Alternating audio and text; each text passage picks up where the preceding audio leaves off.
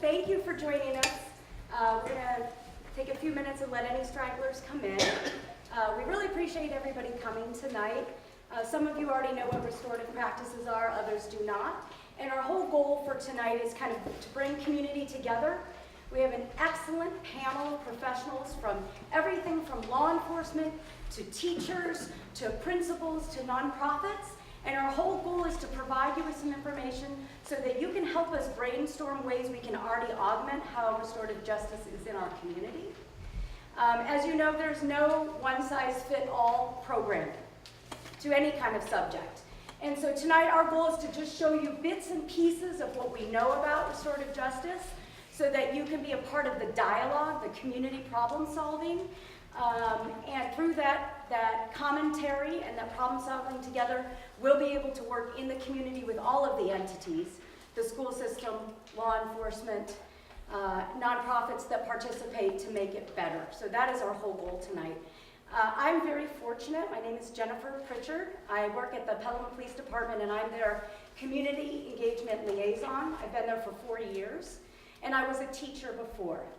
And so this is very near and dear to my heart as a person and as a parent and as a past teacher.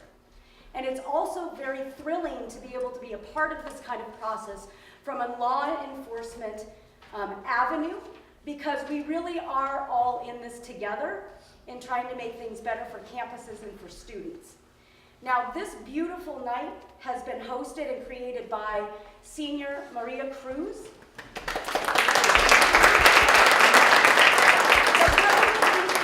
Has internship programs and senior project programs where students can take passionate topics that they believe in, they can research, they can make programs, they can market the ideas of those programs to educate their campuses and their communities.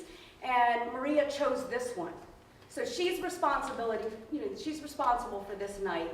And I'd like to give her a few minutes to talk about her process so that you understand. And then just to give you an idea about the format tonight, what to expect.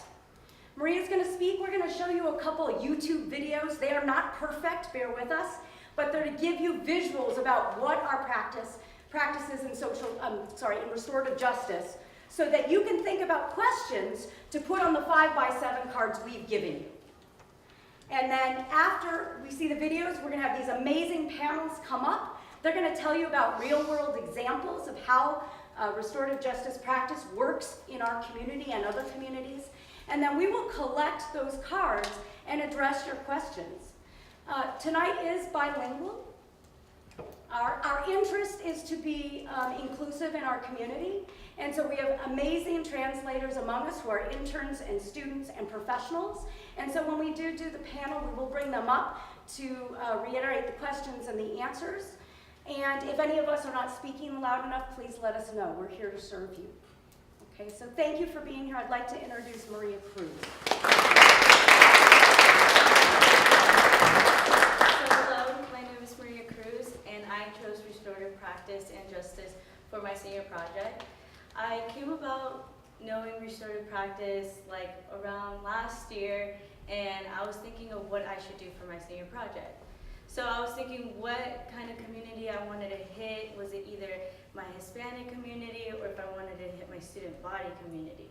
So I've been in leadership for about 3 years, and I feel like leadership has shown me a lot and has given me the opportunity to work with students directly, and I think that I can make an impact on my students.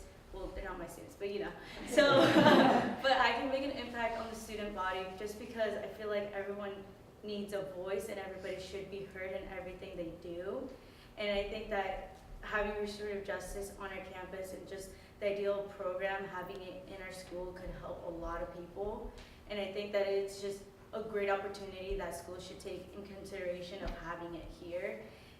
And I also think that many people have two sides of the story and both of them should be heard and acknowledged and be reasonable about how to go about the punishment as well, but also getting the students resources that they need, that if they have a drug problem, then give them the help they need, not shut them down and just stereotype them as being a bad kid. Give them opportunities to know that we're here to help everyone.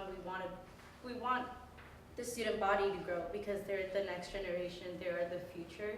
So I would just want everyone to be successful, and I want to help my student body, and mostly Casa Grande, because I feel like I owe it to Casa to just give it all. So my last year. But we're going to be showing a video about what it is, so we don't have to explain as much. So thank you.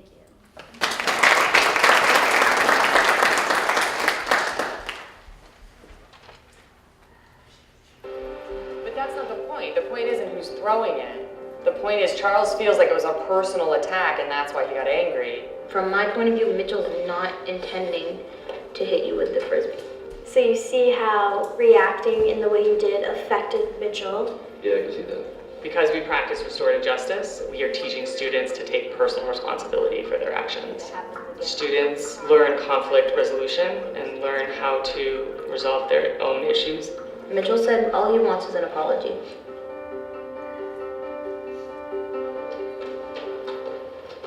Restorative justice in schools is the idea that you have done something to hurt the community and you need to fix it to make it right.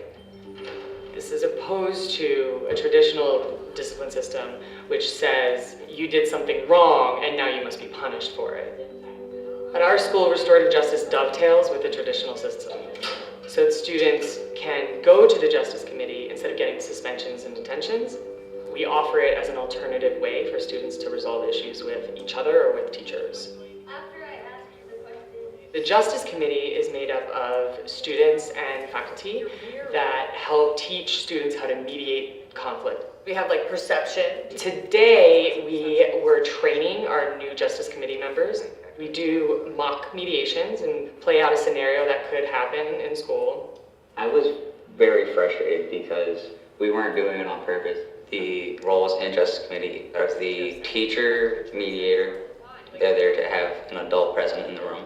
Either of you can answer this. Then there is facilitator 1 and 2. They go back and forth between asking the questions and helping solve the issue. Then you have the affected party and the party that caused the issue. JC is here to help both parties reach an understanding. We are not here to determine who is right or wrong.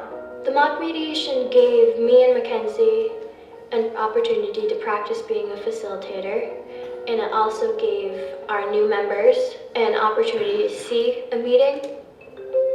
We start off following a script. We start with the affected person and then move to the responsible party and try and get their stories heard. Mitchell, could you please tell us what has been happening? Charles is getting annoyed with the fact that we kept interfering with his basketball game. Mitchell is playing the role of the affected party.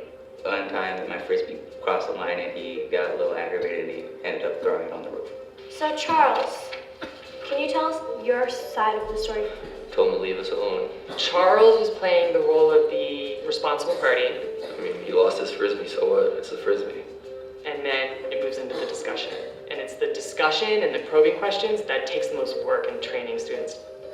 I want to just stop for a second. So what's going on with Charles' body language right now?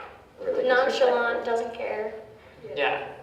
Some of the challenges that we have is the fact that not everyone wants to participate and see the other person's point of view. Charles agreed to come here. We get around that by reminding them that they agreed to be here. Charles, can you take your earbuds out? The facilitators were really good at finding positive ways to say what needs to be said. Jump back in. We need to figure out what Mitchell needs, and we need to get Charles to understand Mitchell's perspective.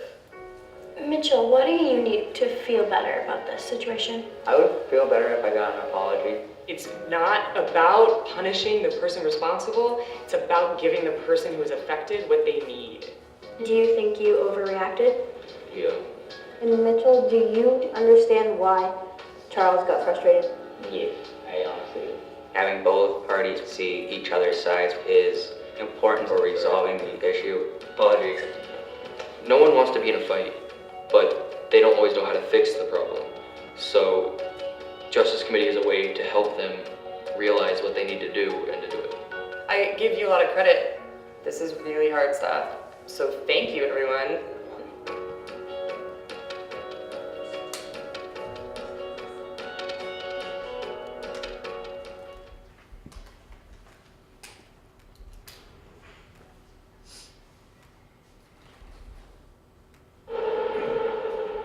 Across the street from the public housing office in West Oakland sits Cole Middle School, now defunct. This is the place where Jasmine King had come to be educated. A sixth grader who lives a block down says when it was open, the school was just like its surrounding neighborhood. Dangerous, scary, and no place to bring a child. Everything bad. They don't listen to the teacher, they cut the teacher off, they go get drugs, and the teacher don't even be caring. In 2007, Jasmine arrived here for her first day of class, a top student who had never been in a fight. Rita Alfred was a consultant at Cole. Jasmine, when I first met her, was a very innocent young girl. She pretty much followed all the rules. Within a year, her teachers were on the brink of suspending Jasmine for loud and sometimes violent outbursts that threatened to push the class into total chaos. I just acted like the other students, or even worse. According to Jasmine's teacher, Sharon Thomas, she was one of the feistiest students that I had. I mean, get all in their faces aggressively and talk bad to them. the next stop for Jasmine? Gang banging, all that, being suspended, getting bad grades. After exhausting every other option, Mrs. Thomas would have to recommend Jasmine be suspended, and if the behavior got worse, expelled. All the encouragement Jasmine needed to complete her downward spiral. Stories like Jasmine's are sweeping schools across the nation. School discipline policies, far from making the schools safer or improving academic standards, are actually fueling a school-to-prison pipeline.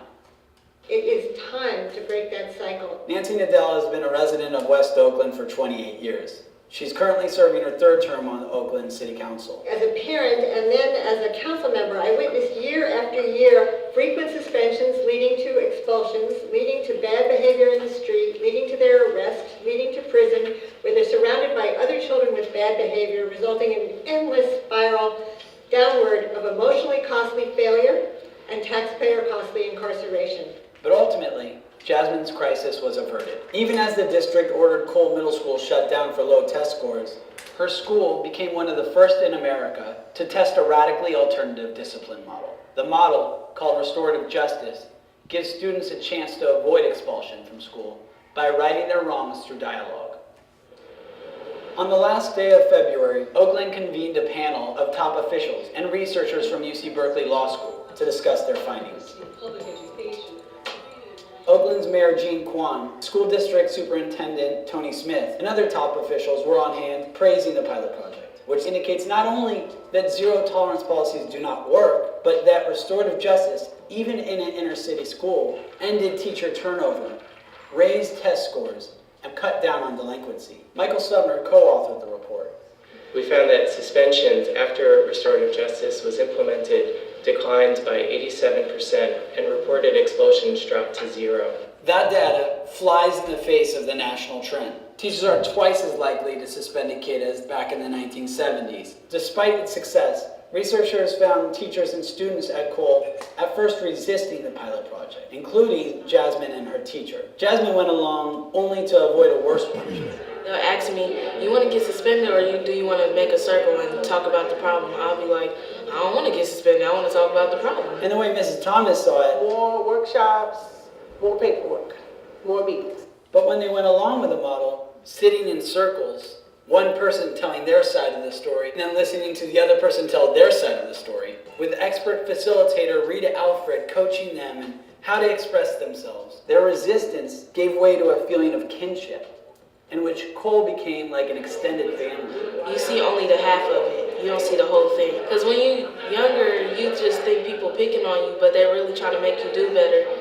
I don't know that I was really trying to have a relationship. I just wanted them to be in and out, in and out, in and out. You know, just grade their paper and say, here, let's try it again, but not really to find out why they were struggling. Now a 10th grader in McClymonds High School, Jasmine found her restorative justice skills tested. She actually almost got into a fight with a young man, and all Miss Bendich had to do was just put her hands on her shoulder and say, Jasmine, you know how to do this differently, right? And she just completely calmed down. You can use one of your quotes or something like that. You'd be like, I don't want to fight. By addressing root causes by opening the lines of communication. You can reduce disruptions, you can focus on being a community, you can focus on learning. Leaving the tall wave of enthusiasm at the conference in downtown Oakland, passing through the jumble of state offices and departments of city government, all of which are reeling from their share of draconian spending cuts, and then through the crime-ridden streets of West Oakland, struck me as a somber return to reality, one that Superintendent Smith tried his best to prepare the crowd for. We are where we are now. We're not anywhere close to where we need to be. When you have all these restorative justice aspirations, but do you know right now you're kicking kids out, they're coming late, and therefore yes, I do know both things. We have a restorative justice policy, and we have practice that are extremely punitive. We tend to fund lots of pilot projects. When we find one that really, really works, we have to find the money to bring it to scale. We're going to do this. I'm just staying out of trouble, and that's my New Year's resolution.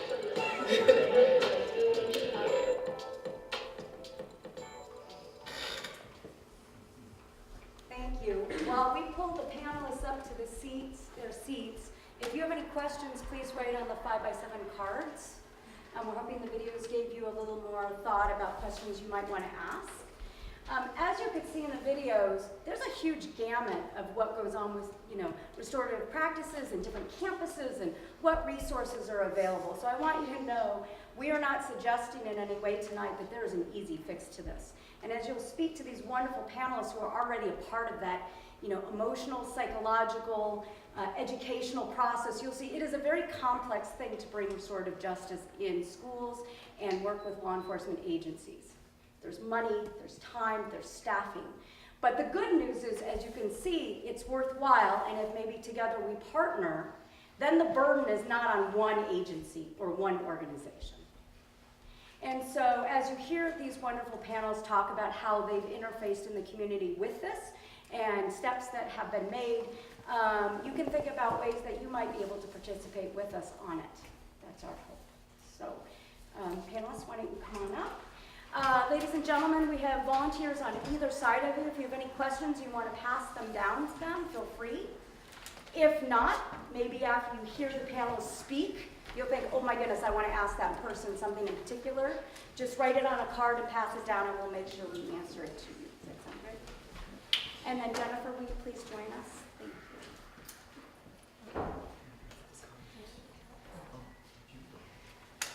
Why don't we start with Deb Dalton of Mentor Me, and stand by her, and then you can. So we'll have Deb go first. You want to come to the center, Deb? Well, that was a terrible place to sit. Thank you. I thought, well, this is fabulous. We're going to start with Maria. We're going to start with me. Good. Well, maybe I get 5 minutes and 30 seconds for that. So I'm Deborah Dalton. I have the honor and privilege of working for Mentor Me. We're a youth mentoring organization in town. Show of hands, who knows Mentor Me? Yay, I love that. We're in the prevention business. We want to identify kids in the public schools who are struggling for all kinds of reasons. Maybe it's on the playground, maybe they're in the principal's office, maybe there's things going on at home that are troubling, but for whatever reason they pop up like popcorn kernels in the public schools, and teachers and counselors nominate them to be matched one-on-one in the community with a volunteer adult mentor. So we've been in the business of screening and training adult mentors. We've been friends to over 1,000 young people over the course of many, many years, coming up on 18. What happened about 4 years ago, being in the prevention business for so many years and keeping these mentorships together for so many years, about 10% of our kids were going sideways on us anyway and becoming juvenile offenders, or being dangerously at risk for dropping out of school, or finding themselves having done one of the expellable offenses and having trouble navigating, getting back in school. Where do they go? How do they recover from this? So we decided to build an advocacy team. And with the advocacy team, we investigated and explored restorative practices, because many of our kids will do something that's very cut and dry. They did a vandalism. And that typically, it's property damage. Business owners, that's their livelihood. They want something done. They want justice. Well, what options did we have? We didn't have a lot. So what if that kid could then investigate the chemicals that the paint was that he or she used? What if they could do a report and suggest and do a formal proposal to the business owner about taking that paint off the wall? Building that relationship with the business owner, saying, you know, I don't know what I was thinking. I was doing this. I didn't realize it was your business. Would it be okay if I tried to remove this paint? Yes. We work with the young person to remove the paint. We submit that report for some extra credit in one of his classes where he's credit deficient. It's just a small example of the restorative justice program through a lens of repairing harm that was done. We're also repairing relationships between the young person and their families who are so mad at their kid for doing this and getting in trouble that they're no longer speaking. So over the course of time, we're looking at all the aspects that the young person's life has sort of crumbled apart after one bad choice. Chief Savano has been a mentor for, 10 years. There are many police officers who have been mentors for years. The police department has always been supportive of Mentor Me, of mentoring in general. They've always talked with us about how we change the perception of law enforcement to young people, and we've always wanted to be a part of doing that. So this program that we developed, we're just finishing our first fiscal year. We've had 32 referrals. We've had so far, we still have 17 of them in play, but so far successfully in play. And we've had, I think, 11, now I'm going to mess up the math, I think 11 or 12 successful completions. So it's 12 weeks of working a restorative plan, getting right in there with these kids and helping them identify where, what, and how this went wrong. Not just the offense, but we often find out that they were, 55 credits deficient, that they always wanted to play the flute and they never had a chance to play music. We find that they haven't talked to their cousin whom they love for 3 months because they got in a big fight. So the restorative plan that we put together with the parents or guardians and the kids and a mentor and a caseworker involves, we have you right now for 12 weeks for just this program, but we can keep you till age 21. How can we turn the worst day of your life into the best thing that ever happened to you? So thank you for coming tonight, and I'm happy to answer more questions about Mentor Me at any time. Y'all know where to find me.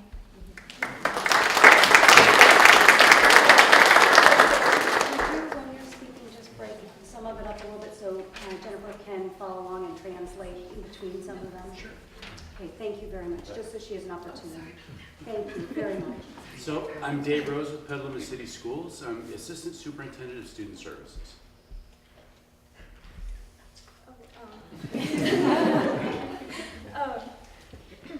Assistant Superintendent of Student Services. I work with students who are facing challenges. Él ayuda a los niños que están sufriendo en la escuela. I've had the pleasure of working with Petaluma City Schools for 20 years, the last 15 with all the schools in the district. So I've worked with all the schools in the district for 15 years. Él ha ayudado en todas las escuelas de Petaluma. My role is to help students that are facing issues with truancy. Is it? Yeah. Okay. Absences. Con los niños que no han ido a la escuela. That are discipline issues. Que tienen problemas en la escuela. Or need some type of help in terms of their academics. O ocupan algo con sus grados. I get to work with all the schools in the district to do that. Y ayuda con todas las escuelas en el distrito. A couple of you have been in times that I've talked before. It's going to be really hard for me to talk without a whiteboard and drawing triangles. Es un paso un poquito difícil para él hablar sin un pizarrón atrás de él. But I'll give it a shot. Pero intentar. 15 years ago when we looked at our district, we had a graduation rate at about 80%. 80%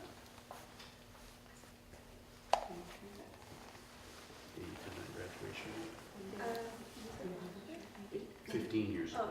Hace 15 años había una graduación de 81%. Our suspension rate was 18%. La suspensión fue 18. 18%. Our truancy rate was 38%. Absence rate, Los niños que no fueron a la escuela era 38%. 38%. Those are students that missed 3 or more days unexcused. Esos fueron los niños que no fueron a la escuela por 3 o 4 días. Those numbers were about on average with the entire county. Y fue casi con todos los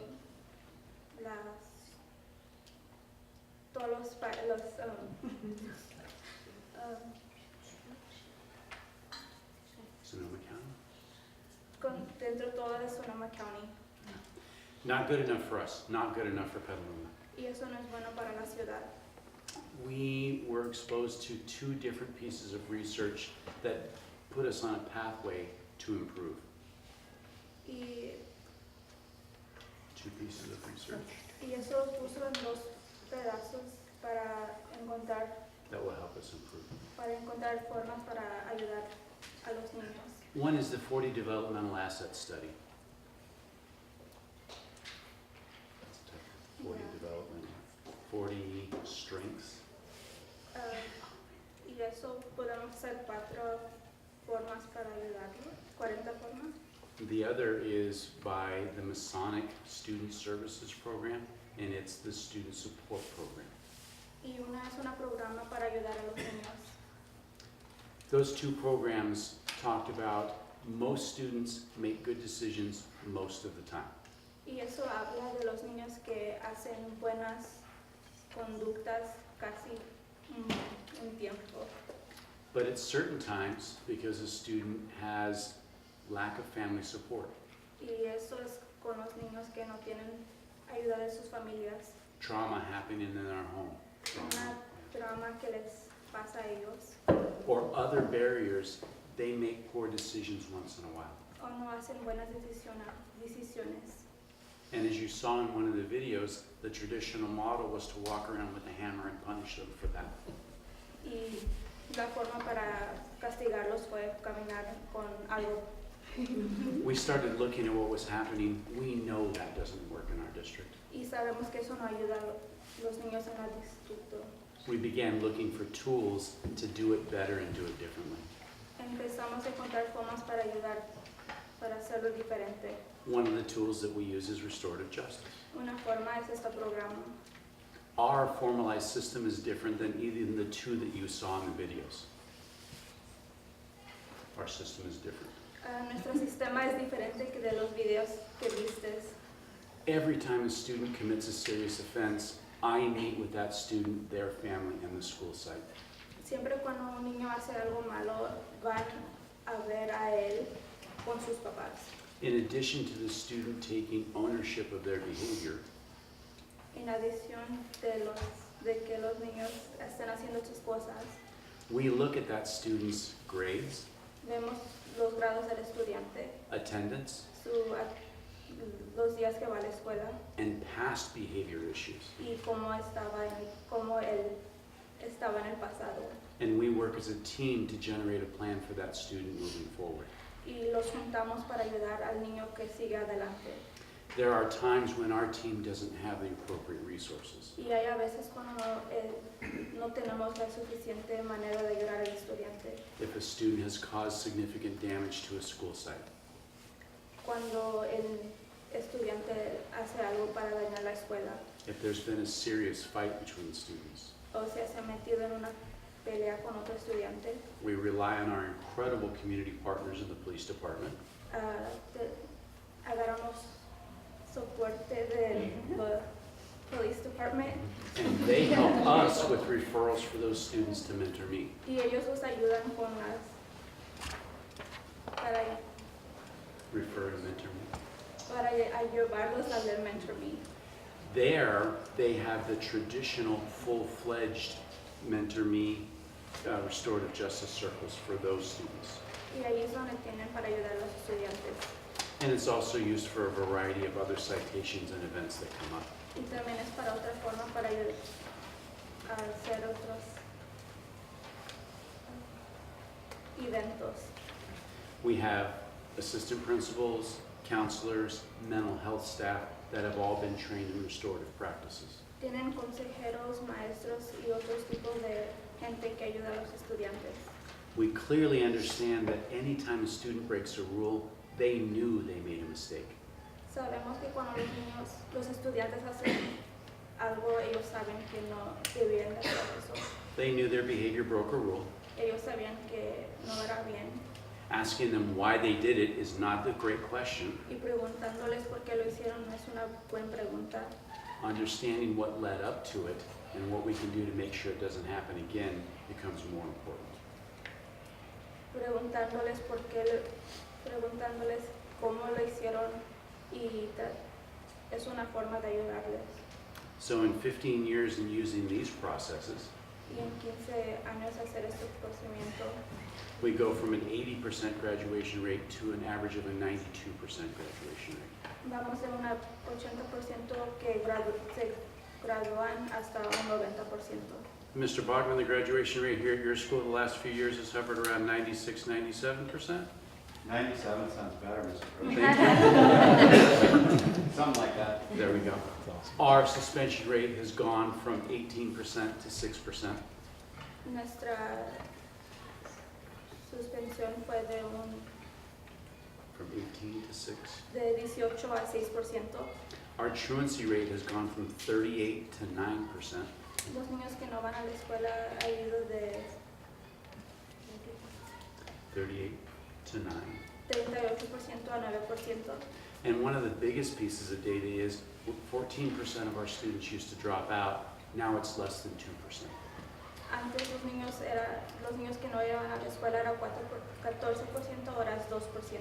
The restorative practices and our community partners have been an incredible part of that story. De este programa era una buena forma para ayudar a los estudiantes que sigan en la escuela. Okay, you can breathe deeply now. Can we give Jennifer applause?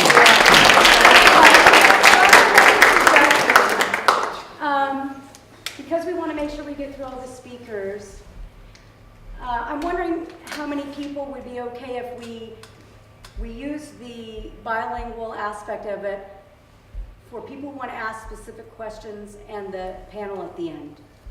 Are we okay with that at that point, just so we can get through the panelists, or would you? That is a beautiful question. Thank you. Yeah, I love it. Thank you. Would you ask the audience, would they like us to continue in Spanish and English, or would we like to save it from at the end when we do the Q&A, or at the end?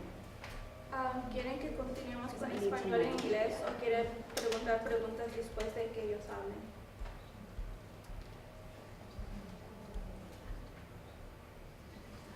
Sí. Yeah, let's have the questions. Okay. Thank you. We want to make sure everybody is included, but we also know you're all probably have to go do things as well. So we vote. Okay. So this is our school resource officer, Danny Miller. He's normally in uniform. Tonight he's looking down. Little bit dressed up on vacation, so this is my normal attire. Actually, it's not. Dan Miller, I've been a school resource officer. I think this is going on my 8th year. I've been a police officer with the Pelham Police Department for 22 years. And in 2001, we partnered with the Petaluma City Schools, and we were able to get the first school resource officer program started. And I was fortunate to be selected as the first school resource officer here at Casa Grande High School. And I spent 7 years from 2001 to 2008 on this campus. And what is the role of a school resource officer? I like to leave it at that and make sure that people don't call it a cop on campus, because I'm much more different than a cop on campus. I help out, it's like a triad approach. So I help out in the classroom doing presentations. I help out with counseling in counseling office with kids that are having issues at home. And I'm also a resource to the students and a resource to the parents. And the partnership of building the relationships with the students that I've made the first time around from 2001 to 2008 have been absolutely amazing. And it's not just with the students, those partnerships, it's with the staff. There's people here that we've met going years back, Mr. Backman and I, now a principal, Mr. Rose, Deb Dalton, and there's many people that, just too many to list throughout the community, that know myself, Officer Esponda, John Antonio, Bill Baseman, as sort of a different type of police officer, a different police officer that they could sort of engage in. Mr. Rose has my cell phone number, and I've used his too. He's called me in the middle of the night. I've called him in the middle of the night, and he's also called me on my days off asking for advice. And those partnerships that we have between the police department and the school district have just been absolutely amazing. There's a couple police officers, the chief's one of them, so he already knows, but Zeus is back there. This is hands down the best gig in the department. And I like to keep it hidden, but now it's on TV, there's gonna be millions of people that hear about it. Hands down, the best job in the police department. The most rewarding times that I've ever had as a police officer have been because of stuff that I've done at the schools and the relationships that I built. Dolan, there's another one I forgot. There's just too many people to count of the partnerships that were made. My part of the restorative practice, I think for me being a hostage negotiator with the Petaluma Police Department, I deal with conflict resolution, right? We deal with conflict resolution every day. We deal it with our kids, we deal it with our family members, we deal it in our jobs. We deal with conflict resolution. This is just a small little piece of the puzzle and the partnerships that are being made that we use. And it's so important. Now that I've been reassigned to Petaluma High School as a school resource officer, this time around is just so much different. It's so much easier getting involved. One of the things that we've started with Mentor Me and Silverio Rivera did an amazing job getting this off the ground, was the partnership that we had with Mentor Me. So now as part of our process, instead of me arresting a kid and taking it up to juvenile hall, and then they go to probation and they may go in front of a judge, you don't really know what happens after that. Our partnership now with Mentor Me, we sort of have a say in what we would like the outcome to be from a law enforcement standpoint as well. And it's been truly amazing. I think of the, let's just say 25 arrests I've made this year as a school resource officer, probably 25 of those have been referred to restorative justice through Mentor Me. So it's just it's a great program, and I don't want to take up anybody else's time. Thanks for having me. Thanks.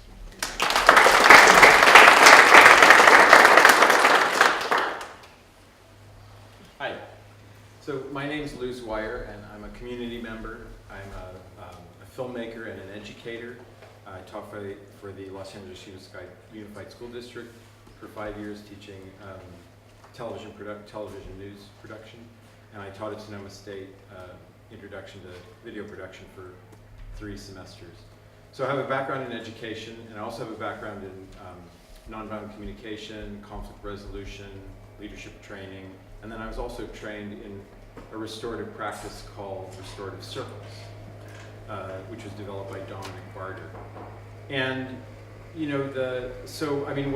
what I just want to say about restorative practice, I have a strong interest in seeing restorative practices used in the school, and it's great to hear all this information about how it's already being used in the schools, and also to have it be used more widely in the community. I think it's important to understand that there's a whole range of practices that make up restorative practices. And that restorative practices are mostly, the broad concept of it is it has to do with relationship building. And that when someone does something that harms someone, it damages that relationship. And that the restorative practice is about repairing that relationship. And that usually happens through mutual understanding,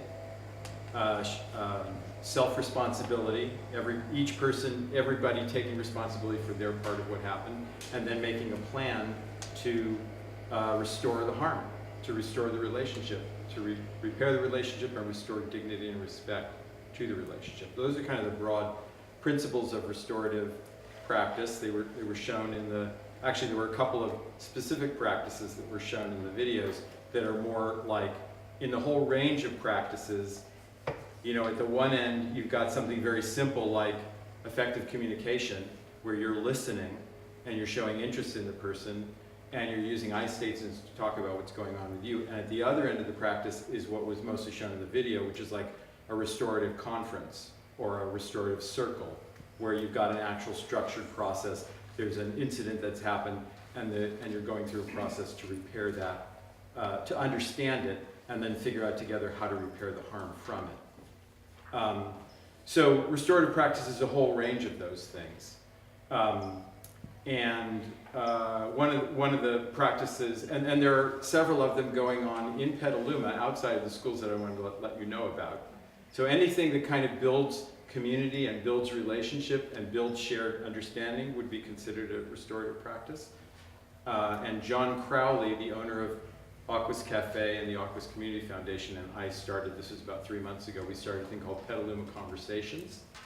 And the idea is to have people come together and use a structured listening process to actually begin to hear each other more around issues that are important in our community. Tuesday night, let's see, today's Wednesday, so last night, the topics were climate change and housing, affordable housing, senior housing, any kind of housing issues in our community. We had about 25 people there in circles of 4 or 5, using a structured process to listen to each other, to understand different perspectives and understand where people are coming from. Now, there wasn't harm done there, and there wasn't problem solving that was part of that. This activity, restorative or practice, is really just about creating shared understanding. People really listening to each other and understanding each other fully. There's another public listening project that's going on in Petaluma called Sidewalk Talk. This is something that started in San Francisco, and Marie Carlson, who's actually here, she's over there, is doing this once a month in Petaluma. And Sidewalk Talk is chairs lined up on the sidewalk in downtown, and people just offering listening to other people as a public health project and as a community building connection project. And actually we're doing it this Saturday. So if you want to see what it's like, come down between 10 and 1. Is that right, Marie? Yeah, and get some free listening, because people don't get listened to enough, right? People talk a lot. Everyone wants to talk. Nobody has the bandwidth to listen. This is one of the problems. You know, we're so agitated. We're dealing with so much. People are experiencing a lot of stress. The reason conflict happens is everybody wants to talk. Everybody needs to be understood. Nobody has the bandwidth to actually listen well. And the other thing is we learn bad habits of listening. So people actually don't understand what good listening is. That it's not, you're not just listening to respond to the other person, you're actually listening to understand the other person fully. So I'm not sure what else my contribution could be to this evening. Those are some of the things that I'm thinking about, some of the things I'm aware of that are happening in Petaluma, some of the things that I'm doing, and be happy to answer more questions about restorative practice or any of those projects.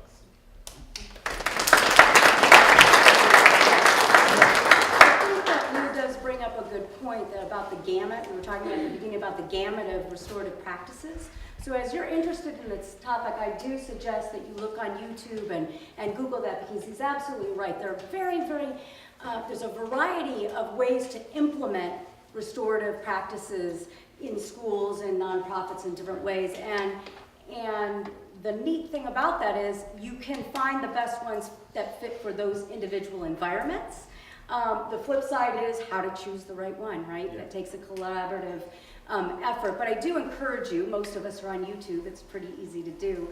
Learn more about that, learn about the different practices, because when we come to you and we want input, you know, when Dave Rose puts out surveys and school resource officers are asking their students in a situation, how you think this would be better served? We want you to have feedback. We want you to give us ideas of ways you think that will work. Right, we all want it to work. And if you know more about those choices, right, you can give more input. So you made a good point about that gamut of restorative justice practice. Yeah, and I'd say, you know, all of the things in that gamut share the principles that harm happens actually because we don't know each other well enough. Harm happens because there's a disconnection. So we can help prevent harm by creating more community and more connection. That helps prevent harm. But then when harm does happen, that the solution to that is not to punish the person, harm them more. Like there's a model of change that says, if I punish you, or if you hurt me, if I hurt you, then you won't hurt me again. And that just doesn't really work. It's more connecting and us trying to understand each other that helps prevent harm from happening in the future. Thank you. Hi, I'm Kelly Rankin. I'm an RSP teacher here at Casa Grande, so I work with students that have disabilities of some kind. And I've been teaching for 31 years. This year I've been involved with Sharon Howell, one of our assistant principals, in a study on engagement, student engagement. We have found that our population of students have a lot of truancy issues. We've been experiencing some graduation issues and just really not being engaged in the school environment. So just kind of trying to find out ways we can help our students be more interested and engaged. So I, through that, have started community circles in my classroom. So we call it circle time. We all feel like we're in elementary school again, but we do our circle time, and I sit the kids in a circle. We all are facing each other. They have no technology in their hands, and they have to actually look at each other and speak. And I start very simply by just asking them a question like, what's your biggest fear? What's a goal you have? What is, if you had to pick a superhero or a character that represents how you feel, who would it be? Just things that pretty much everyone could somehow come up with something and speak. So we start real simple, things like that. We've done a walk the line. How many of you have parents that are still married? How many of you experience loss? Whatever it might be. And the goal is to just, kind of what you've said, is to build community within our classroom, to build comfort and safety where they feel like they can be themselves, they can open to learning, and they share things. So after that, I will open it and say, okay, is there a concern or a worry that anyone has that they would like to share with their class and get opinions and ideas from them? And it's been remarkable, the things that they will ask. Someone said, I'm having a problem with this kid that bullied me last year. He's not bullying me anymore, but I see him in the hallways. I see him at school and I don't know what to do. I don't know how to act. I don't know what to do. And then the kids give us suggestions of how to handle that. And they're hearing from their peers, not just me having to tell them. I'm going to use Maria as an example because she said I could. But she brought up this amazing experience that has just taken my heart. She talked about being in econ and how her teacher asked her to go out and talk to this girl. So this is a white girl that walked out of the classroom. She's known to have quite a bit of money. And so Maria had an image in her mind, as we all do as human beings. We judge, we have perceptions of people. And she went out because Maria is who she is. She's this amazing young lady who will open her mind to everybody. And she went out and talked to this young lady and let her just tell her story. And at the end of that conversation, Maria's view was just 100% different. Like, oh my gosh, I misjudged this completely. I labeled her. I had this idea in my mind and it was totally wrong. But the beautiful part of that story is she shared it in our circle. So everyone in that circle heard what she had as a perception, but how it changed. And now everybody got to experience how awesome that was. And so they all were just like, oh, and I'm like, how many of you have ever judged? And we raise our hands, right? Because we all have. I mean, Maria said, I'm going to look bad. I go, no, we all judge. The difference is when you can allow those judgments to go away very quickly. So I shared how I was going to test a student, and she comes in with pink hair and all these crazy piercings on her face, and I'm just kind of I get a little uncomfortable with piercings that are in strange locations. It just makes my stomach queasy, and so I had judgments, right? And then I start talking to her, and she was hilarious, and we had the best time, and my judgments left quickly. So I think as the teacher in these circles, I have to be vulnerable. I have to be willing to be human. I have to share who I am and what I do, what I think, and it's made them more open and sharing. And so they love it. I mean, I'll come into class, oh, can we have circle time? Can we have circle time? So when they have a problem, it's a great way to get resolution. And it may not be with the person who they're upset with, but it provides them a way to solve the problem on their own and get help. So that's how we're using it. My goal is to spread it through my department, and I co-teach in a couple of math classes, so next year the goal is to do it in a regular ed classroom as well. And my students find it to be very helpful. And I really do think it's going to help with engagement, because then their anxiety drops. If they're feeling comfortable in their classroom, if they feel comfortable with their teacher and can approach their teacher, learning will go up. So then I would assume truancy and all the things that Mr. Rose said will continue to go down. So that's my story. Awesome.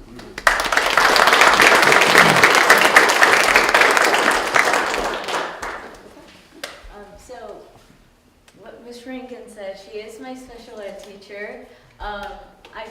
actually look up to circle time most of the time, just because I think it could work in other classrooms as well. Just for hearing the young lady speak to me and she opening up her heart to me, not knowing who I was really brave of her.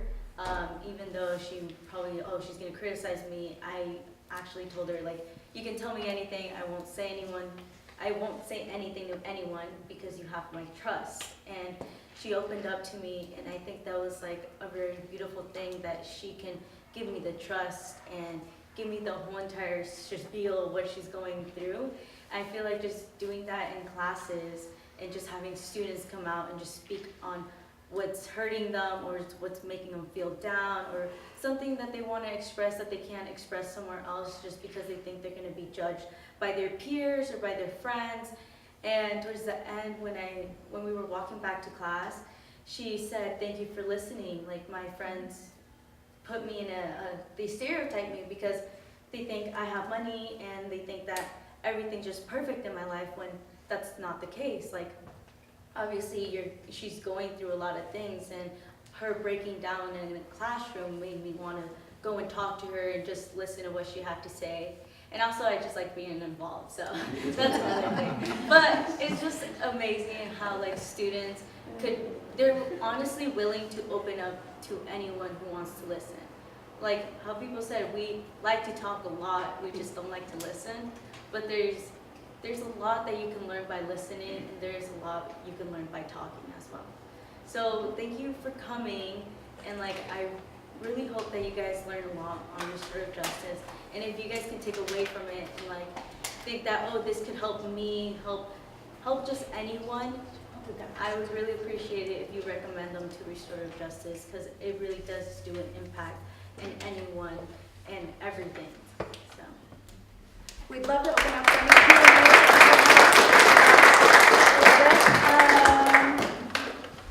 oh, this is a good one. Can we get a copy of the script for the restorative circle that was shown in the video? Yes, I'm sure we can. We did throw this one out that I pulled off the web. I looked at a few of them. And like I said, there are multiple examples for free online. I'm assuming the panelists will correct me if they don't feel like this one is thorough, but there is one here and some in the back. So yes, we can get your copies. And you know, the students who are here, thank you for being here, because don't forget how powerful you are. Because you're really in high school now, and you're about to make the decisions that we make. You're about to make them in a lot of ways. So we need you to be powerful and active and engaged. And really, you know, we're here to support the high school campuses, but you're the ones going through all of these issues. So you need to be a part of the solutions, because otherwise they're really not befitting to who you are and what you need, right? You don't need a bunch of overeducated adults telling you what's right for you, really. What you need is you need to be involved in that process, and we value that. So don't ever underestimate how much these people here who are a part of these organizations augmenting what you do. We want to hear from you. So thank you for asking for the copies. If you have ideas, you know, you have teachers who want to collaborate with you. You have leadership programs where people want to take your ideas and actually put them on campus. Dave Rose is super supportive of, you know, bringing in more to what we already have on campuses. So please be fierce. You know, and if you've got senior projects you want to do with me about passionate topics, come to me, and I'll support you like I supported Maria, because we need you. So thank you for being here. So we have another question. With circle time, was it difficult to get students to participate? Well, I would say not in my class, but you have to understand, I have study skills class that I teach my students for 4 years. So I have freshmen through 12th graders in my class. And so Maria, for example, has been mine for 4 years. So we are very close. It's a very different relationship, and even though there are freshmen who've not been there long, they get the experience from the other students. So it's a pretty amazing place to be. So I think in general, it's a little easier for them to be open than if I take this outside of my classroom. And we've talked as a group, like, what do you think this would be like in your general ed class, a history class, a science class, a math class? Do we feel like people will open? And they all feel it'll be a little more challenging because of they have a lot of trust where we are. But I believe that it's something that can grow out there. If we, as the teacher in the classroom, creates the environment to be safe, I think we could easily get that to happen in classrooms. My dream would be that every classroom in the beginning of the year especially would really start using this kind of practice to build the comfort for each class so that they can work in groups together. They feel safe making a mistake. They're not, embarrassed. Or just, when a kid's not showing up to school, maybe I'm gonna understand why instead of getting mad at them and giving them a detention. I might get that their parents are having a hard time getting them to school and not be so harsh on them. So I think it will be a challenge in a class of 32, but I'm definitely gonna do that in my math classes that I will be in, and I think they could do it. All of what Ms. Rankin said is true, and she's being a little bit humble because Ms. Rankin happens to be an incredible teacher who has incredible rapport with her students. That relationship piece that we've been talking about, that Lou talked about, is the key to all of this. And when we have that classroom teacher that is creating that environment where that student feels like they can open up in that, whether it's a circle, whether it's one-on-one, whatever it is, Kelly has that touch and she creates that for her students. When I'm meeting with my kids one-on-one and I'm talking with them, two of the last questions I ask are, if you come up with a question after we leave this meeting, who's your go-to person? If that student has Kelly and their class list, every time it's Miss Rankin. That's my go-to person. And then the last thing is, are you ever afraid to ask them questions? No. So yes, everything you said is very accurate, but the relationships and the model that she is as a teacher for all of us and the peers, this is something that we turn to, and she's just a value to have on this campus. I just wanted to speak to working in a circle where you don't know each other and you haven't had time to build the trust, but you have a couple of hours to get to know each other real quick and to try to establish a restorative plan that's going to help them. So in this particular kind of circle or conference, it's important for me or whoever the facilitator is to immediately talk about the awkward, hard stuff.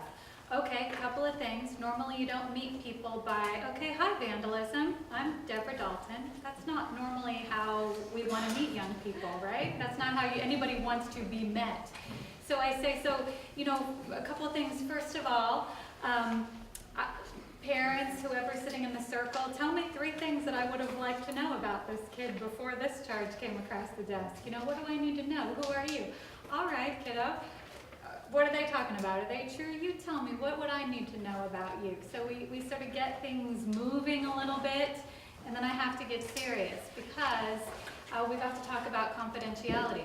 Because the first weird thing is for me to meet you as vandalism, right? The second weird thing for me, a total stranger, is to get all up in your business, right? Not okay in the normal world, right? But here we are. So I just call that out and I say, look, we have to talk confidentiality. We're working with 600 young people in these towns and all these schools. You know I know your people and you know my people. We know your people and their people know our people. And I can tell you when your uncle brushes his teeth. Okay, that's Petaluma's small, right? So we're gonna have a confidentiality agreement. I'm not gonna talk about you and what happens outside in this circle today, we're not gonna talk about it, right? When I see you on a school campus, I'm going to give you a head nod. I'm not going to give you a big hug because I'm not going to announce to the world, oh, you're working with Deb, oh, you got that mentor me thing, oh my gosh, right? No, we're going to agree to have some confidentiality and trust, and I know that's not instant, but we've got a moment. So, you have to, as a facilitator, no matter how old you are, as a facilitator, you know what the awkward, hard things are that people are talking about and thinking about. And Officer Rivera always calls me out for talking about the awkward things because I just say it. Well, this is weird. You guys haven't been getting along that well, have you? It's hard, right? Here we are. Whoa, okay. And I have a very foul mouth, so apologies ahead of time if I swear. Okay, there's a swearing jar. We got to pay $2 for every time I swear. So you have to call out and you have to get people comfortable and moving. I would like to, like Mr. Rose said about Ms. Rankin, I'd like to say the exact same thing about Deb Dalton, because we just came straight from one of these sessions that Deb was just talking about, and what she just said is exactly what we did. She did.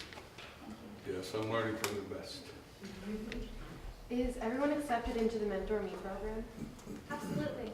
So people are referred for different things. So somebody might be referred because they would like an adult mentor in their life.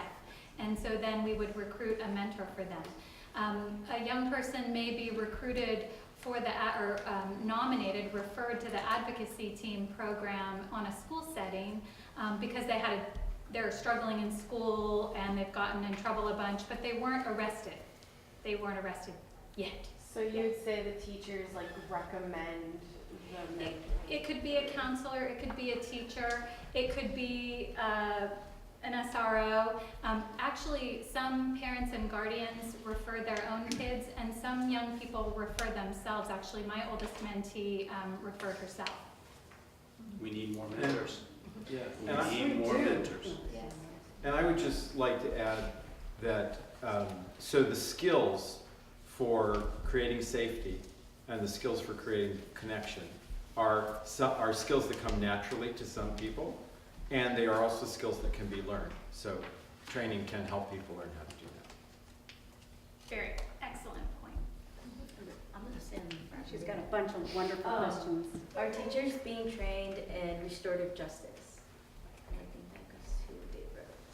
Yes, that's part of what we're doing. Our focus in terms of doing this, we are focusing more on ACEs, the adverse childhood experiences, and trauma-informed education, and we're using that as part of our restorative practice to make sure teachers understand when a child in their classroom might be facing some obstacles or barriers, and the first thing to say to them in the morning is not, do you have your homework, or take off your hood. It's something different. It creates that relationship and that environment in their classroom, much as Kelly does in her classroom and Deb does in her meetings. It's that first relationship to create a connection. And so that's where the major portion of our training is around classroom environment this year. So you said that they're being trained, but to what extent and how many teachers are actually being trained? All of them. All of them? We began this process 3 years ago. Every teacher in the district was part of a presentation about what is ACEs and what is trauma-informed care. The last 2 years, we've gone around saying, okay, now you've got a student in your classroom that's not doing well. What do you do? What are the things that can be put in place? How can you work differently with that student? This year, we're going from site to site and talking about, okay, look at Casa globally. What happens on this campus that helps support students? And so we have the website and the parent planner and the handbook, and we have a back to school night. And at one point there's an ATOD, alcohol, tobacco, and other drugs training. There are a myriad of things that happen that support all students. Great, grand, wonderful. If those don't work, what is the next step? What are the next things that you're doing? Restorative practices becomes part of that. Now, that's campus-wide. Now, in your classroom, what are the things that happen? Do you do mindfulness to open up your class? Do you have music playing?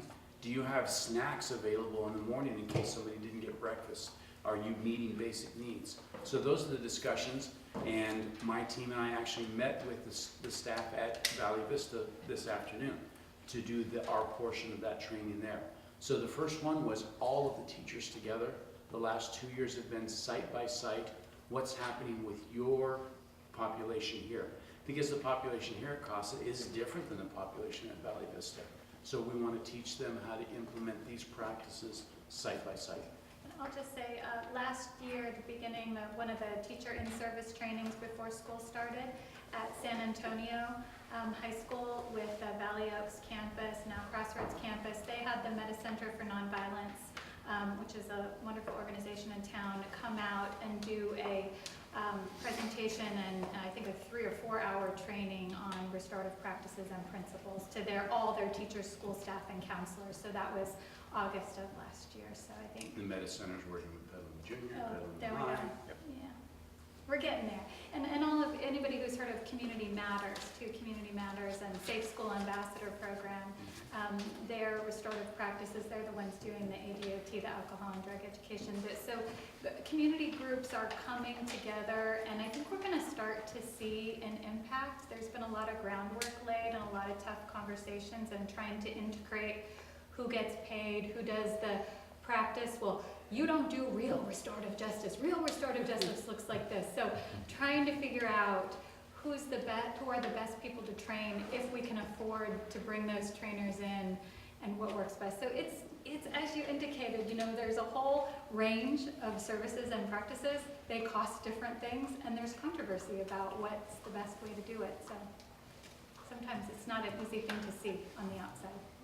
So the next question is, who in the district has been trained fully in restorative justice? For us, we have 3 of our academic counselors. I have had that training. We have 2 assistant principals, and the entire staff at Mary Collins went through that 2 years ago as they were trying that on. So again, each site goes through and does the different things that are working for their clientele. Mary Collins decided that was going to be one of their school-wide universal prevention strategies. So that's our term that we use. When something is in place that is meant to impact all students, Mary Collins chose that. Another program is BEST, Building Effective Schools Together. Safe School Ambassadors. There are a variety of programs out there. All of their tenets come back to restorative practices. When somebody crosses a line, how do we go back and make it better? How do we go back and create that relationship? How do we go back to restore before that harm was done? You said fully. What does that mean to be just like trained fully? To like So yeah. when you saw the training that was happening in the first school in New Jersey, I think it was. So the students that were there, that teacher had been fully trained in that classroom, enough so that they could train the students. So the classroom teachers at Mary Collins were going through, and they were doing circles as Ms. Rankin is describing in her class. If there were things that were coming up where a student crossed the line, across the boundaries in terms of the behavior expectations, they were doing classroom circles on that. What happened? What is your view of this? What is your perspective? How did it make you feel? How can we address that harm? What are the steps? And so each teacher at Mary Collins had the ability to do that. Because of the breadth and depth of the state standards, it is very difficult for a teacher to stop their instruction every time something like this happens. So there are most of the time when those teachers will refer those issues to the administrator and counselor at Mary Collins. And then they will determine whether or not a full circle is necessary or whether it can be done in a different way. And typically there are pieces to restorative circles. There are 2-day trainings, 4-day trainings, and then if there's a pathway to licensure in those trainings. So there are different organizations. The International Institute for Restorative Practices is kind of one of the big guns, and they have trainings all over the place. But anybody can actually go online and sign up for a community training in how to do restorative circles or one of the elements. There are 2-day trainings, cost about $400 for that group. And then if you want to go further in it and learn more, you can add on. And as we're looking at doing this, the 2 overriding philosophies that we have is we want to prevent recidivism. We don't want that behavior to happen again. And we want the student that's involved in this process to learn some self-regulation. In that moment, you did not regulate your behavior. What skills can we give you to regulate the next time that comes up? Next question is, what is the formal relationship between the school district and Mentor Me, or between the Petaluma Police Department and Mentor Me? We hate I'll them. answer that! One of the favorite things that I love to say in the circles with families, we have this awesome position of being friends with everyone and beholden to no one. Now, having said that, we live in the real world. So the school district, we've had what's called an MOU, a Memorandum of Understanding with the school district since 2001. That MOU, Mentor Me brought services to free for the schools. Up until 2 years ago, Mr. Rose championed a proposal where we have a small stipend for our services, particularly with bringing on the advocacy team. So there's some funding support from the school districts, and they know that our MOU remains the same, which is that we are supporting and advocating for students and families and community members and the school district as well. So with the police department, and by the way, we have to renew that memorandum of understanding annually, so the pieces are revisited. With the police department, Chief Savano was aware of some funding that was allocated from Prop 47 for local communities to address problems and concerns that they were passionate about, but there was a gap in service for, and that was a gap in service for the community. In talking, we were running into a bunch of kids who were doing offenses that, yes, arguably, they did break the law, but the police officer's feeling and our feeling was they needed something else happening. So we entered into a proposal, and we were able to get some funding through I guess, the county via the state to start a pilot program. So that again was a 2-year agreement that if all goes well and Chief still likes us, we'll be able to have those conversations again and renew that contract. Did that answer the question? Is that what you were getting at? Like, whoever asked it, whoever asked it, did that answer? Yes? Okay. So I just want to throw a couple of things in. We have office space for Mentor Me at all of our school sites. How rude. Right? Real So estate. that's really important that they're there. We also have a release of information so that we can talk candidly about cases. If we're talking in code or leaving out details, we're not going to be able to really support a student and a family. So when Deb and I, when we have conversations about students, we can talk about the details because the parents have given us permission to do that.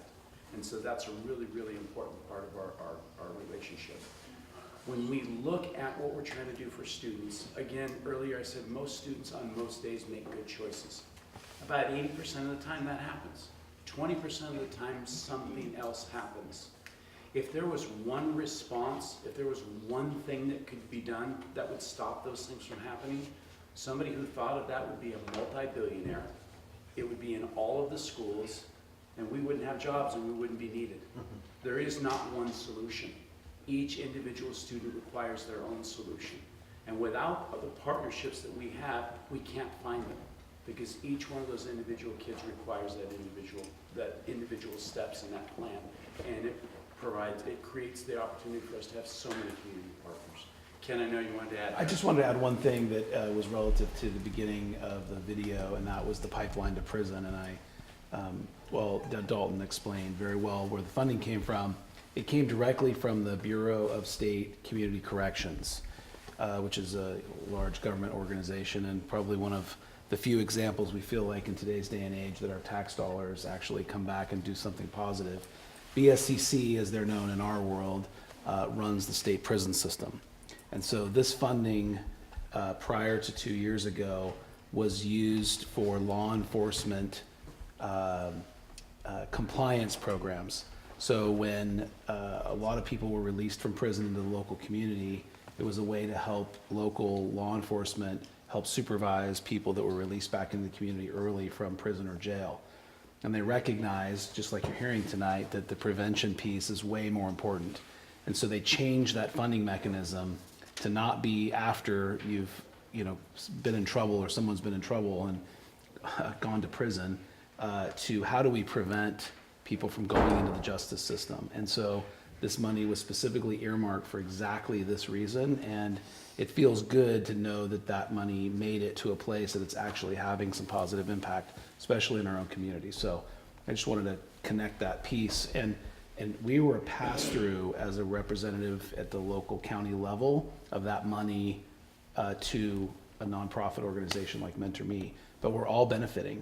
Probation now recognizes Mentor Me as a direct referral. So when they have a case, things that make it to probation are now going back to Mentor Me. So it's really been beneficial and actually, doing exactly what the legislature intended it to do, which isn't always the case. So we'll take that. So the next question is for Officer Miller. Would restorative justice circles on campus be open to campus resources officers? Yes, I would be involved with that in most cases. Any discipline stuff that happens at school, I get involved in as well. The next question is, how do we make this happen? Does this have to go by the school board? So when we talk about practices that are in place, the school board gives us general direction in terms of what we need to do. There's a set of rules in the ed code. They are the law that we have to follow and the rules that we hold students accountable to. The board tells us, hold students accountable to this. How each individual site does it is then up to them. The board will give us an administrative regulation with some general guidelines of what we want done. And the restorative practices, using alternatives to suspension, keeping kids in school, not suspending them for being tardy or for being a truant. Gee, they didn't come to school. What's our consequence going to be? I know, let's suspend them. So this is the type of general guidance that we're getting from the board. But each site, like Mary Collins, they believe in that restorative practice. They've adopted it. They're doing it with fidelity. That is going to be that staff, a staff at Casa Grande, the staff at Kenilworth. They might want to do something different. And our board recognizes that. As long as they are getting effective numbers, their campuses are clean, safe, and in places where students want to come, the board really is not going to mandate precisely which program or which direction they use, as long as the students are safe on campus. So the next question is, how would schools and teachers create time within the class to do their circle time exercise? That's $1 million question. Yeah, that's tough, I think, in high school because teachers are very committed to their curriculum and meeting standards to be able to do well on tests and whatnot. But I don't know, my feeling on the matter is that if we invested some quality time in the very beginning of the year to establish the rapport, establish the relationships, bring down the anxiety of being in a classroom, building trust with the teachers, you would get that instruction time back, probably multiplied by quite a bit, because kids will work better in groups. Kids will be less afraid to go ask their teacher for help. I'm always having to go with my students to ask for help because they're nervous, right? It's not because teachers aren't great, but they're afraid to ask for help. So trying to build, I think if we broke that in the classrooms, it would make a big difference. So yeah, they'd have to be willing to sacrifice some curriculum, and high school teachers are really hesitant about that. So it would be some work. One thing that, going back to when I was in junior high in Southern California in 7th grade, we had a juvenile justice court. So as part of the restorative process way back then, it's a ways back.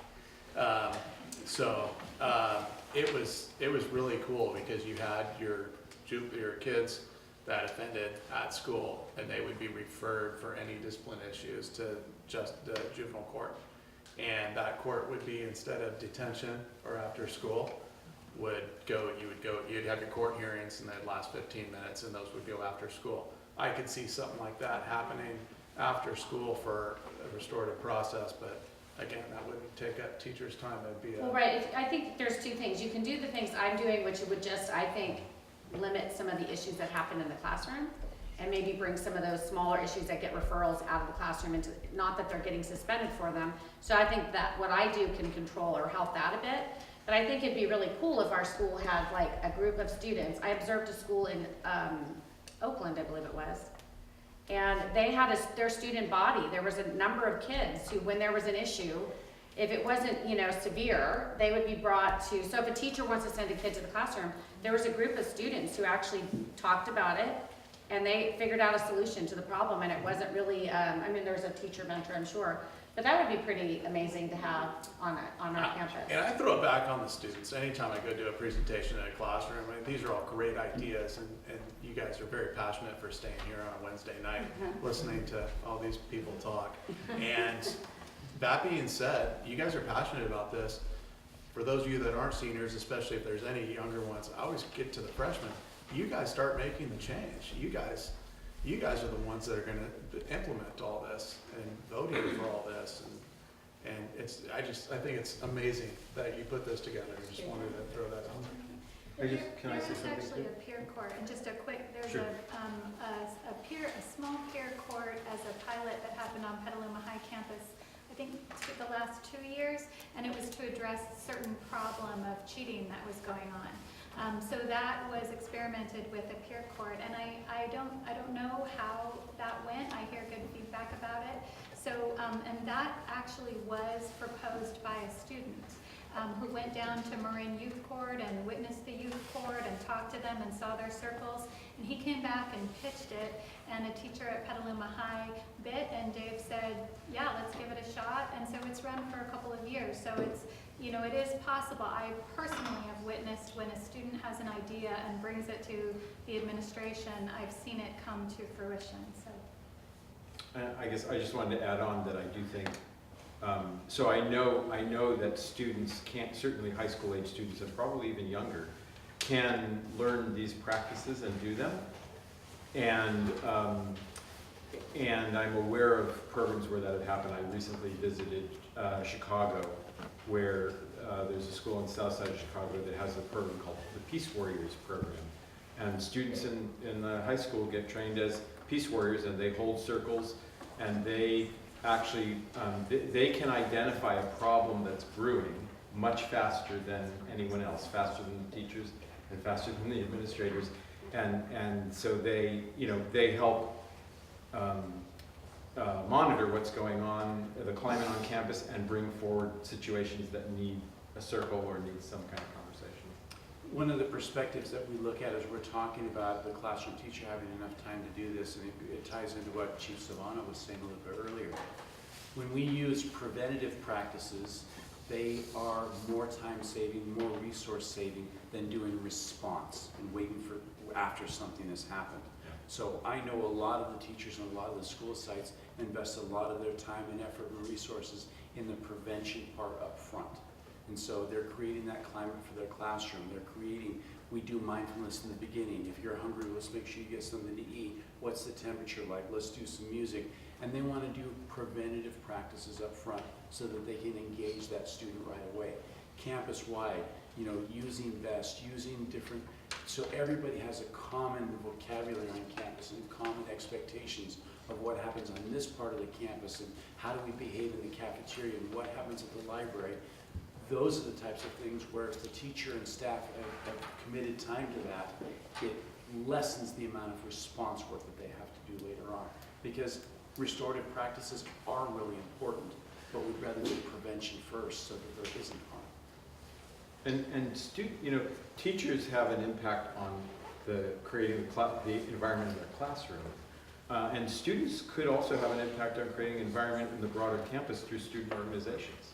I mean, you have clubs, you have the capacity to create things on campus that might influence your interaction with each other in the broader school. Who wants as to be a opposed to peace just in the warrior? classroom. Peace warrior. I want to be You like that idea?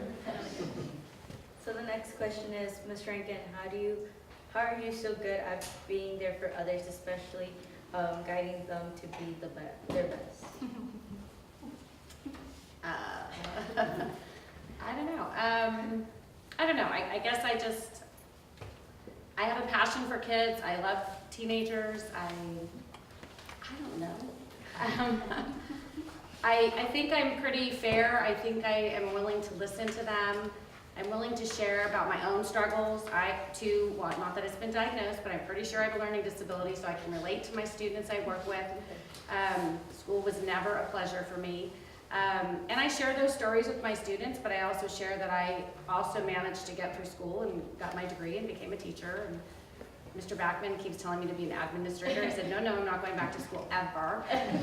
But, you know, I do talk to my students.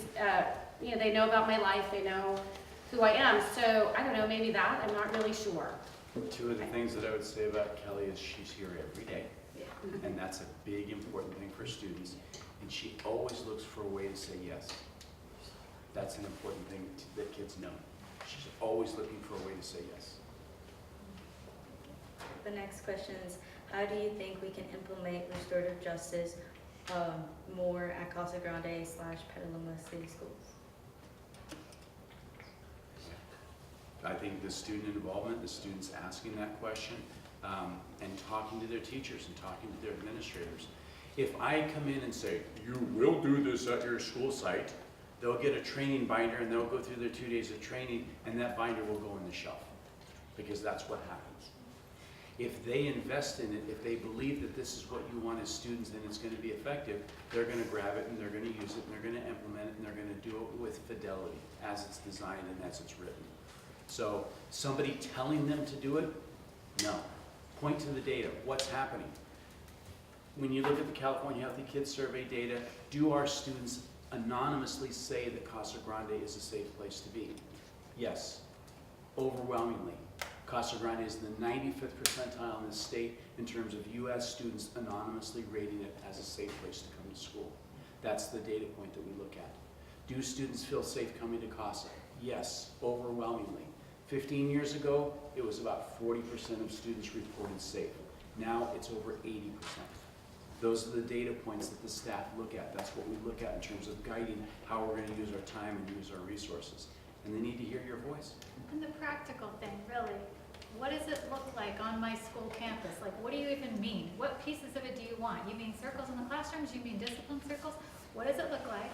How will it impact the students and my staff? What does it cost? How do we pay for it? When Dan and I started working together 20 years ago, we had 50 fights a year on this campus. There were 50 fights a year on the Petaluma High School campus. There were 30 to 35 fights on each of our junior high school campuses. It's now very odd for us to have double figures in fights, more than 10 on all of our campuses combined.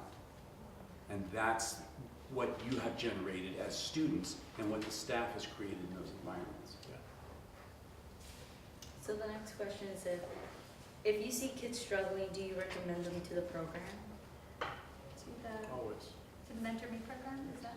I think to restorative justice or anything, basically. It's a big picture look, and it depends on what their struggle is, what their barrier is, and what their life situation is. And sometimes talking to Dan on Wednesday is going to be the best thing, and sometimes it's talking to Deb on Thursday that's going to be the best thing. We're going to put as many voices in front of that student as we possibly can, hoping that the right voice on the right day makes a difference for that kid. And guys, keep in mind, those of you who know that when Dave Rose comes to your school campus, you know, it's usually not good, you know, it's right? It's like you see this dude, right, and it's like, okay, who's in trouble, right? And we as Mentor Me often go to those meetings here in our program. Most of the time, and this is hard to believe, I don't say anything. I just sit next to my kid or next to the family, and I sit there because you know, it's a stressful situation, and sometimes just having a neutralizing, friendly face to sit next to you, and sometimes I'll make a kid stop cracking their knuckles or tapping their feet like crazy, like, baby, you gotta stop that. It's too much, you know, just being that person. So to, you know, speak on our relationship with the school district, it's a long and good relationship, and the families see me hug the kid, shake hands with Dad, hug Dave, hug Danny, shake hands. And it's like, wait a minute, I thought she was on our side. It's like, yeah, that's how that looks, right? I'm on the side of the right side, the side where the kid's getting what he or she needs to be successful in school and in life, just that side. And we're all on that side. So the next question is, if implemented, do students have the choice to go through restorative practice or the discipline system we already have? When we're in the discipline hearing, we give the choice for the student to shorten their suspension or to shorten their consequence in exchange for the leverage of them participating in this system. Whether it's a restorative circle, whether it's a parent education night, whether it's doing some counseling, if it's a substance use related issue, we're even asking for UAs, lab conducted urinalysis, so that we can do that. We cannot make the student participate in that, but we can use the leverage of shortening their suspension if they join in. We also do the same thing if they will work with Dan and if they will work with Mentor Me, we will shorten those consequences to get them back on school sooner and to get those interventions started earlier. Okay. The last question is, does being an officer have an impact on the crime problems at school, or does it only have an impact the students' lives who might be going through something? Great question. I think the impact of just being on campus provides a safety factor for students and the community. If there's a car parked out in front, then there's a less likelihood that bad things will happen. being on campus. I mean, there's a ton of situations where I've stopped bad people from trying to hurt the students on campus. And one of those was in 2002 or 2003. I saw a car that didn't belong near the Casa Grande campus, and I radioed out to one of my partners to make a stop. I assisted, and in that vehicle there was a bunch of guns and kids from Vallejo that were circling our campus. And that was back in a time when we had a lot of issues. So yes, I think the safety factor alone, but again, the safety factor is one piece of it. It's the relationships that are built with the students and the trust of students being able to come in and talk to a strange police officer that they've never met before is remarkable. Just one other quick little anecdote. I was at Petaluma High's campus for, I don't know, probably all of 3 days to start the school year. The first day of school, freshman girl crying hysterically. You could tell she was having a bad day. She didn't know where her classroom was, and I didn't know where her classroom was. It was my first day as well. So we went and found her classroom, and from that day forward, she had a buddy at that school. Did a presentation in a class 2 days later, and talked about the importance of students taking responsibility, and if something needs to be reported, to report it. Be strong and report things, because this is your school. This is your school. That's their school. And you guys need to take pride in your school and report something, whether that be at school or at home. That 2003 incident that you're talking about, I think I'm thinking of the same one. The reason we were on alert is because we got heads up from kids that something might be happening. The kid said that.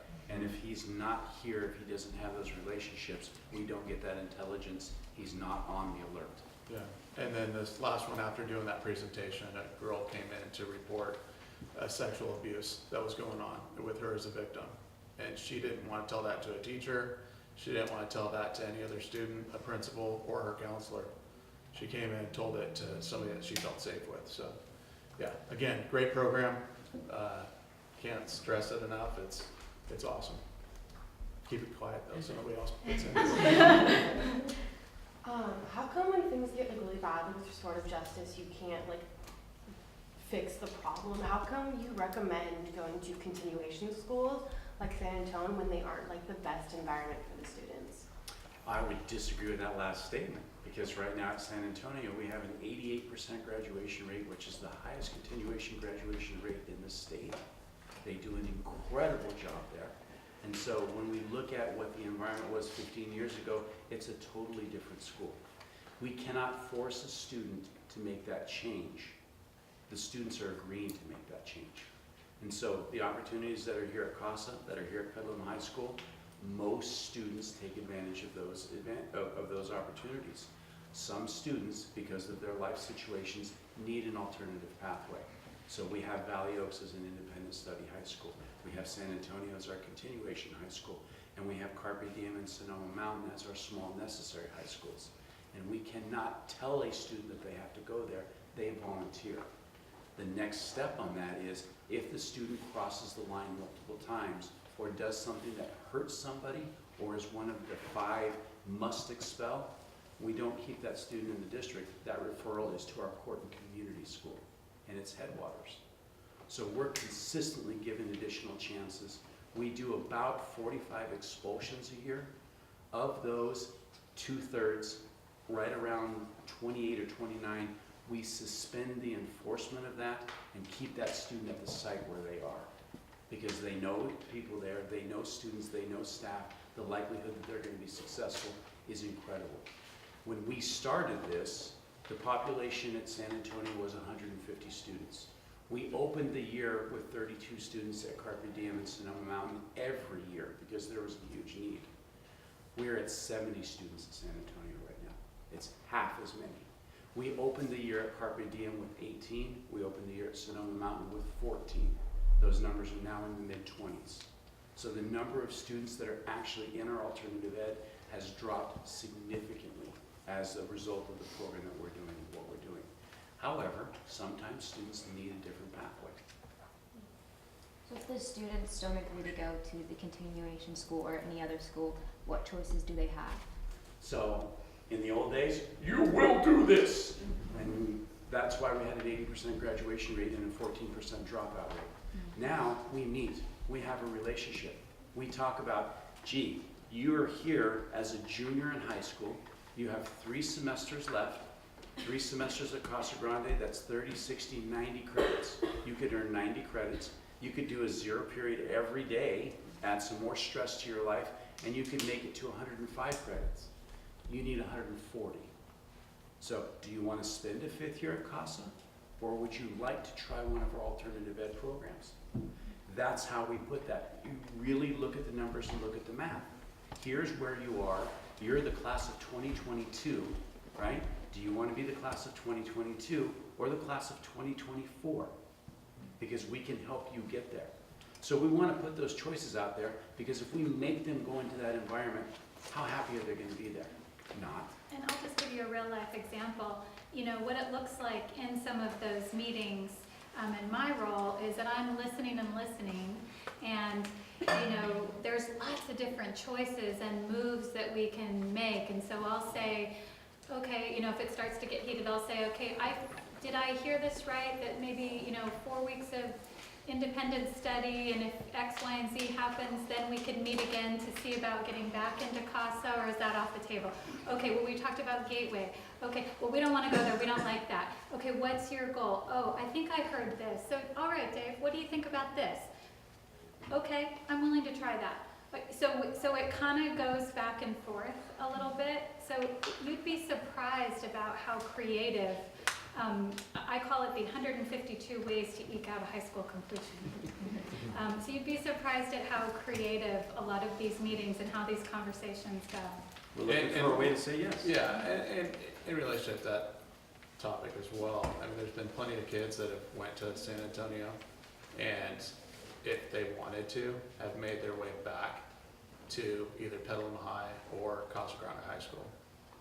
And we've dealt with plenty of those, and we support. You have 4 members of your senior class here and 3 members at Petaluma High this year. Yeah, we're going to walk with their graduating class. And in the past, that was a lot of support that was with those kids. So those questions are like individual. You know, I think each individual case is just a little bit different, but the support's there. Okay, that's all the questions. So thank you all for Give her a round of coming. applause.